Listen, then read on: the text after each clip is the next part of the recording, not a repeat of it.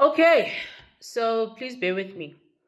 I'm trying to package these snippets of life lessons in a way that they build on each other. So, if you've been following me, you'll see that I've been starting with more of the basic foundational stuff, in terms of life lessons, I guess, and also just the keys to success, how to go about navigating life successfully, not just for the sake of navigating it.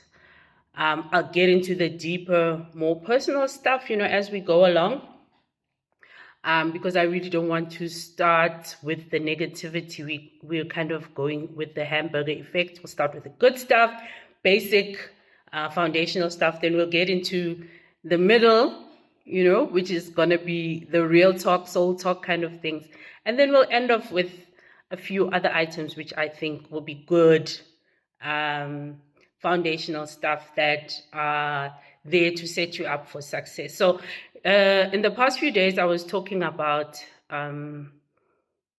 using information to get ahead in life. And last year, I did a video about the necessity to seek knowledge, understanding, and wisdom. So, I'm not going to repeat that one in case I contradict myself. I don't want to do that.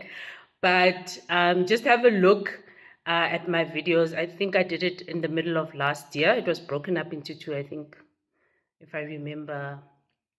Yeah, I had a network issue. It got cut off. But it's in two sections.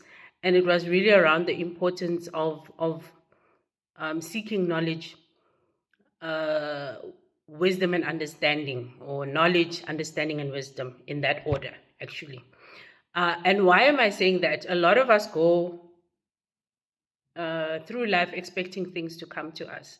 And one of the key things that you have to learn in terms of navigating life successfully is the seeking of knowledge, i.e., information, so that you can process it into understanding, and based on that understanding, then you can turn it into wisdom. Okay, essentially, that is a summary of the video that I did last year, but there's a lot more in it, so go in and get that one.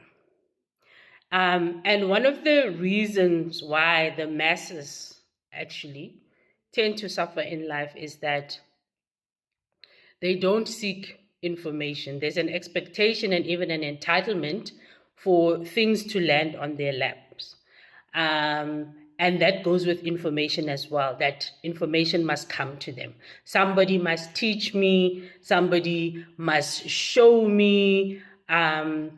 Things just need to land up in my space. And the world doesn't work that way. Life actually does not work that way. You need to be proactively seeking information so that you can manifest the things that you want to see in your life.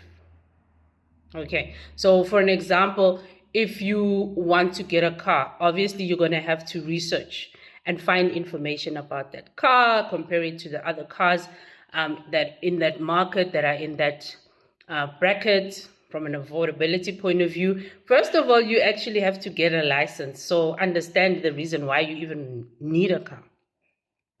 And then based on that, you will be able then to gain an understanding around the cost of having a car, the benefits of having a car, and then when you get to that car, now you'll start having the experiential wisdom of having the car and gaining more knowledge and information from that. Okay, so that's an easy example, but you can't just go around saying, "Oh, I want a car," and then wait for the car to come to you.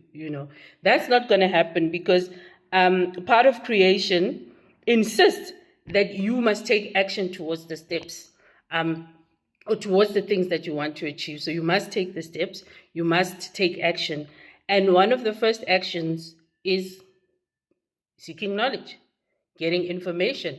And as a coach, as somebody who was in an executive position when I was still in corporate, it's one of the things that's really irritated me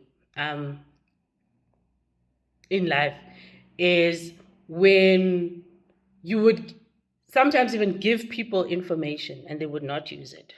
And then they would say, oh, I'm unlucky, my things are not working out. But at that point in time, you're like, dude, I gave you information. I gave you this book.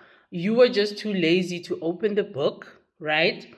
And seek the knowledge for yourself so that you can interpret it and make things important and create meaning for your own life. So what I took from the book might have been different because my journey is different, but you still need to read it so that you can create meaning that suits your journey. And if there's no meaning, great, you just chuck it away, right? Because that's also another rule of life. You either use it or you lose it. So information that you get that you don't use, you're going to lose it. You're not going to be able to do anything with it. Okay, that goes with anything in life. So in terms of knowledge, the 1%ers know something that the masses don't. And one of the key things to understand is there are actually 3 levels of knowledge that exist in the world. There are most of the things that have to do with creation or manifestation or getting to your goals goes in 3s, right? So in order for you to achieve something, you think it first, then you feel it, then you act on it, right? So that's a 3-level creation process, and then it becomes manifest. So it's 3s. So knowledge works in the same way. Knowledge also has a holy trinity. So the 1%ers know this, the masses don't. Okay, so most of the masses are exposed to what is called exoteric knowledge. So this is surface level knowledge that everybody gets fed either through school or whatever the case may be. And you'll see that even in church, right? Because I grew up in the church system as well.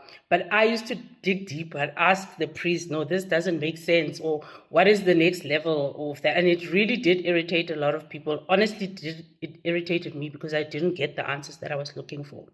But basic knowledge is actually exoteric knowledge.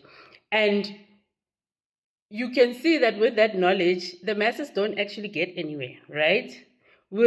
As the mass will be lamenting, okay, I'm doing this, I'm doing what I've been told to do, but my life is not going anywhere. That is an indicator that there's a level of knowledge that is missing. Second level would be your mesoteric knowledge, which is mezzanine, right? So that's the next level of knowledge. That's when you start getting to, okay, a deeper level of knowledge. The last level is the esoteric knowledge. And this is the knowledge that is typically known by the 1%ers, the inner meaning of things that masses don't have access to. Okay. And you have to find a way to get to that knowledge. And you're only going to get to that knowledge through seeking it for yourself, through asking questions, through having that curiosity, and not waiting for that 1% knowledge that you actually would also like to have. You'd also like to live, that exclusive, good life kind of thing.